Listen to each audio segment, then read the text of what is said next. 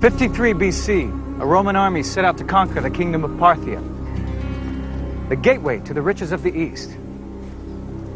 I'm Matthew Settle. This army didn't go into battle for the greater good of the empire. They did it to enhance the reputation and wealth of one man, Marcus Licinius Crassus, the richest man in Rome. Crassus conduziu 35.000 romanos pelo deserto na Ásia Menor. Surena, o general da Pártia, com apenas 10.000 homens, encontrou o invasor romano em Carrai, atualmente Harran, no sul da Turquia. Hoje, com a tecnologia dos videogames, podemos visualizar como foi a batalha, o grande número de soldados, a formação das tropas em luta e como a batalha foi vencida. Veja o que os generais gostariam de ver agora, em Batalhas Decisivas.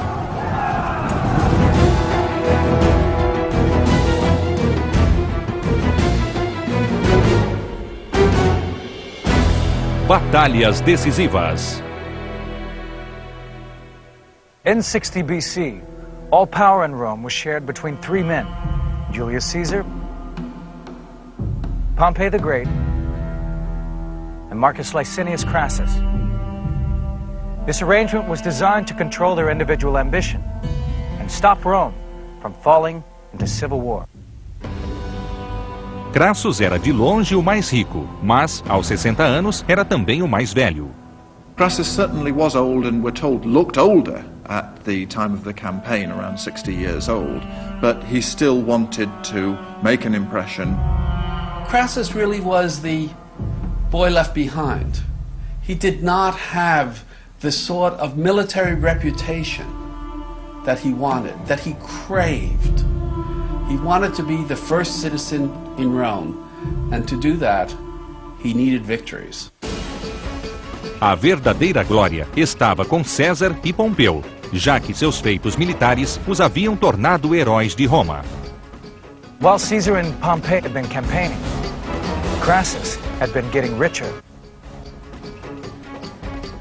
Crassus foi um grande incorporador em Roma, com um jeito peculiar de fazer negócios. Tinha uma equipe de construtores e de bombeiros. E como a maioria das casas era de madeira, incêndios eram frequentes.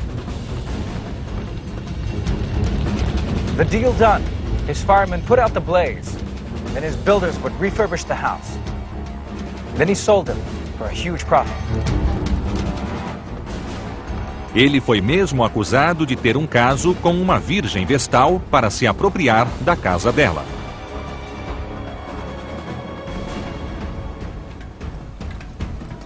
Mas sua riqueza não podia comprar a popularidade de César e de Pompeu. Mesmo quando derrotou Espartaco 20 anos antes, foi Pompeu que ficou com o crédito. Então as províncias do Império foram divididas entre os três homens. César recebeu a Gália, Pompeu a Espanha e Crassus a Síria. Então ele viu sua chance de glória.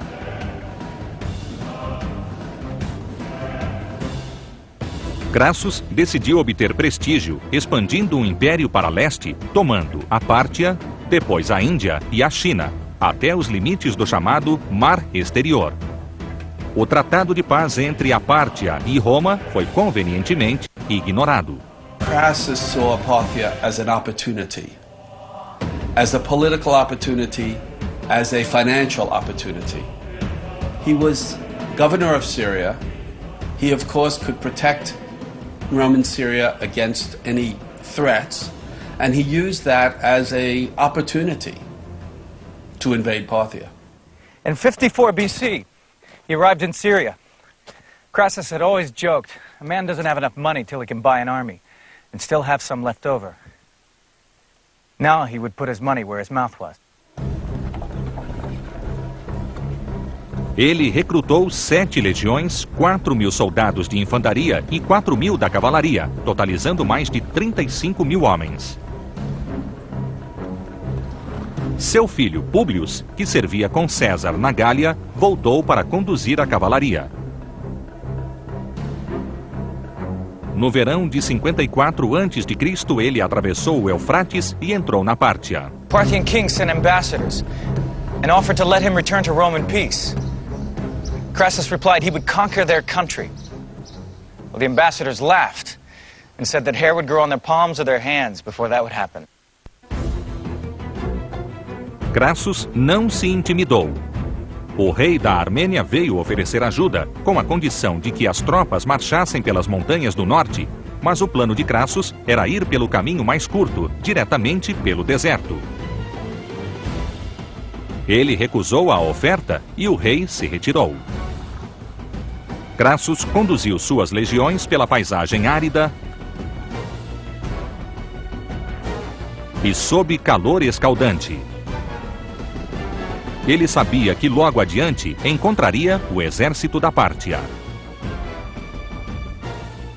Parthians were very, very different from the Roman Empire, almost the antithesis. The Parthians were a much more feudal type empire. They were based almost entirely on horsemen. O exército parta foi concebido para lutar na vastidão do deserto. Não procurava o confronto direto com as legiões, pois isso seria fazer o jogo dos romanos. Os soldados partas eram cavaleiros. A maioria era de arqueiros que atiravam montados. These people were the masters of maneuver. They were swifter than any other cavalry. They could fire their weapons at a gallop, not only galloping towards the enemy, but also, even as they galloped away from the enemy, they would turn round and they would fire back over the hindquarters of the horse. And this, of course, is immortalized as the famous Parthian shot. Os arqueiros montados eram apoiados por outros cavaleiros super armados e com longas lanças. O exército era conduzido por Surena, um jovem general de menos de 30 anos.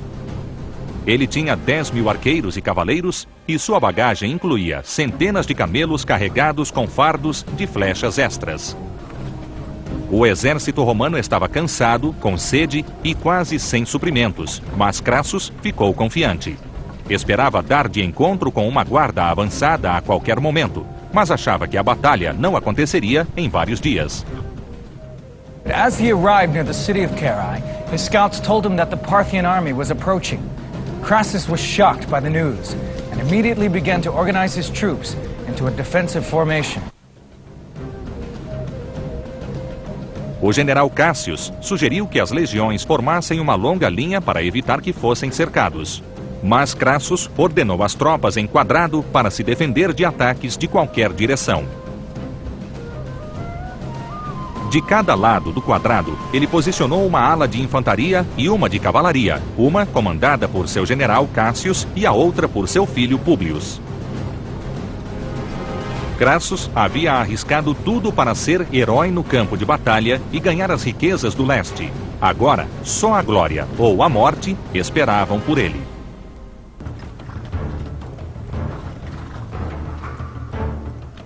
O exército romano estava formado em quadrados de defesa. A maioria dos oficiais queria que as tropas descansassem até a manhã seguinte, mas o filho de Crassus, Publius, estava ansioso por combater o inimigo. Crassus concordou em continuar. Seu exército teria de comer e beber marchando. Afinal, avistaram os partas. Na distância, pareciam uma colcha de retalhos e não inspiravam muito medo. É que Surena ordenou que a cavalaria se cobrisse com cobertores e peles de animais. Chegando mais perto, mandou que se descobrissem.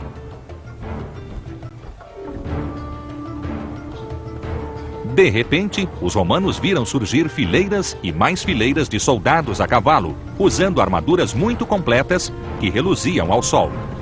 Surena mandou 1000 desses soldados ao encontro do quadrado romano.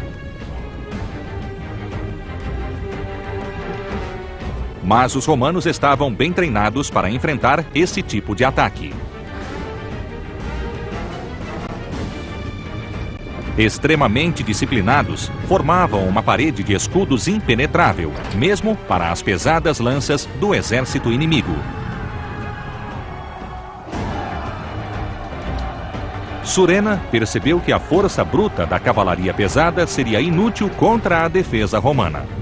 Ele tinha de explorar sua própria mobilidade e poder de fogo. Nesse momento, a infantaria ligeira romana atacou, mas foi detida por uma saraivada de flechas dos arqueiros montados. Foi apenas uma amostra do que viria. O que houve a seguir foi uma cena de cinema. Milhares de arqueiros montados começaram a cercar o quadrado, despejando milhares de flechas sobre as densas fileiras. Os partas usavam o arco composto. The composite bow in the right hands is a powerful weapon. It's made of different layered materials, like wood, horn, and sinew. This gives it more elasticity, which means that it can store more energy when pulled back. Its normal range is around 220 yards. But experiments have shown that in expert hands, it can be fired to around 440 yards. As flechas entravam em tudo, furando escudos e armaduras. Centenas de romanos morreram. As setas pregavam braços a escudos e prendiam pés ao chão. Os partas atiravam até mesmo para trás enquanto cavalgavam em retirada. Esse era o tiro parta, conhecido e famoso até hoje. A maior parte da força romana, porém, estava incólume, protegida atrás e embaixo dos grandes escudos. Crassus sabia que se o quadrado aguentasse, os partas logo ficariam sem flechas. Esse era o problema com arqueiros. Podiam ser decisivos na batalha, mas podiam ficar sem munição. Missile weapons in ancient warfare were nothing like as decisive as they had become in modern wars because of the low velocity. You could guard against them with shields. So it really was just a matter, usually, of outweighting the enemy's missile supplies. No entanto, Surena estava prevenido. Centenas de camelos levando flechas foram trazidos para reabastecer os arqueiros. The Parthian logistics, the use of camels to bring more water and particularly more armaments in the form of arrows, really just stretched the Romans beyond their limits. Crassus ficou em situação desesperadora. The trouble was, Crassus hadn't had any military experience for the last 20 years, and that was where the great problem was, and he was old. Crassus sent a message to his son Publius and told him to take 1,000 cavalry and 8 cohorts and attack the Parthian horsemen. Otherwise, the square would be entirely surrounded.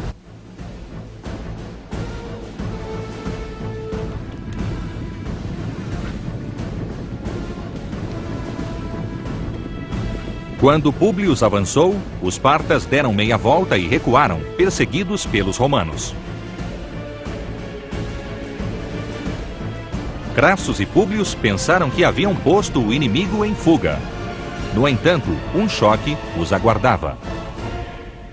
Seu filho Publius parecia ter afugentado o inimigo.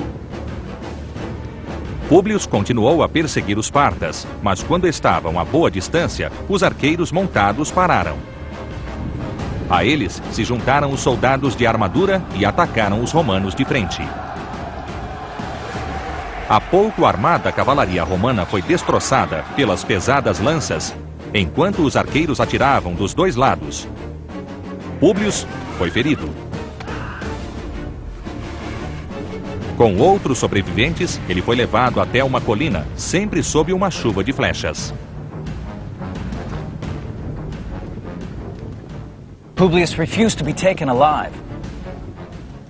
When he went to stab himself, an arrow pierced his hand, so he ordered his armor-bearer to kill him with his own sword. The Parthians cut off his head and stuck it on a spear. Vários quilômetros atrás, Crassus desconhecia os fatos. O ataque havia esmorecido e ele respirava por um momento, mas sem perceber que era à custa do próprio filho. Mandou desmanchar o quadrado e alinhou suas tropas em posição normal de combate. At that moment, the Parthians returned. To his horror, Crassus saw the lead horseman brandishing his son's head on a spear. It was a devastating effect to all who saw it. Needless to say, this was rather demoralizing. This was the final disaster for Crassus. He maintained his dignity. He got through the remainder of the day saying, "It is my loss, it is not your loss. Fight on." But that night, he collapsed altogether. Agora, os soldados partas atacam de frente, enquanto que os arqueiros, pelos flancos, deixam as forças romanas sob uma chuva de flechas. Some of the Parthians shoot directly, others shoot arrows up into the air, which will come down from the top, and you can't use a shield simultaneously against both those. They have long-range bows and arrows, and the Romans could not close with them. That was the problem. They had to put up with this constant hail of arrows. Anoiteceu e isso salvou os romanos. Crassus estava arrasado e não conseguia tomar decisões importantes. Quando escureceu, Crassus e outros comandantes decidiram modificar suas posições e se dirigir à cidade de Carrhae. Deixaram para trás quase 4.000 feridos. Ao amanhecer, todos foram exterminados pelo inimigo.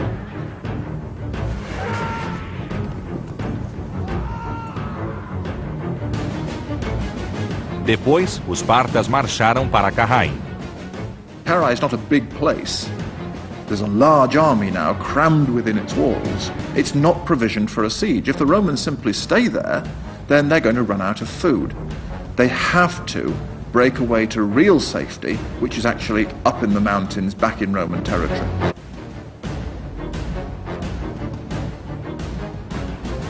Quando escureceu de novo, os romanos se moveram, mas não foram longe. Logo foram atacados. Os arqueiros partas infligiram pesadas perdas. Mas os exaustos romanos resistiram bravamente. Os oficiais de Crassus o cobriram com seus escudos para protegê-lo. But unfortunately, some of the men seem to see the only way out as being to have a peace settlement. And that's where discipline really does start to break down, when the Surena seems to offer it. Surena sugeriu um encontro para discutir a paz. O rei da Pártia oferecia uma trégua se Crassus se retirasse. Crassus and his troops said, "Oh, we want to talk. We really want to talk. Everything will be okay. Let's talk, let's talk. You should talk." Crassus was suspicious, but his soldiers were keen for any chance of survival. The Parthians offered him a horse, and as he mounted it, a scuffle broke out between Surena's officers and his own. In the melee that followed, Crassus was killed. His head and his right hand were cut off. When Crassus is killed, along with some of his chief deputies, the army really is rudderless. And I think it's hard for us to overestimate how difficult it would be for an ancient army, far from a camp, in adverse circumstances, in a climate that they don't understand. Então, deu-se um ataque generalizado aos romanos restantes. Poucos escaparam, fugindo pelas colinas, e a maioria foi morta ou capturada. O sonho de brilho de Crassus se tornou um pesadelo. Desde que entrara na Pártia, 20.000 romanos haviam sido mortos e outros 10.000 foram feitos prisioneiros. Suas 7 legiões já não existiam. E os 7 estandartes da águia haviam sido capturados. Não podia haver desonra maior. Surena returned in triumph to King Herodes. When he arrived, the king was watching a play which featured an actor holding a severed head. He threw him the head of Crassus to hold instead. In the space of 6 months, Crassus has gone from being the richest man in Rome to a prop in a Greek play.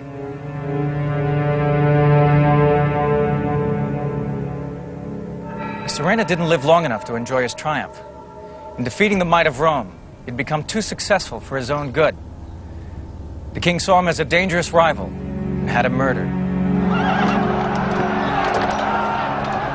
Carrhae really ranks alongside the other great defeats of the Romans. The Battle of Cannae, when Hannibal annihilated 8 Roman legions in 216 BC, and the Teutoburg Forest, when Varus had 3 legions slaughtered by the Germans. So it's a tremendous psychological blow. A morte de Crassus não acabou com as rivalidades em Roma.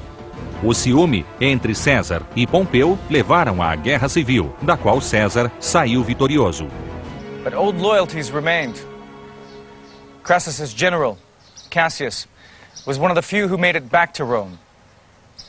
And 15 years later, he would be one of the conspirators who stabbed Julius Caesar to death.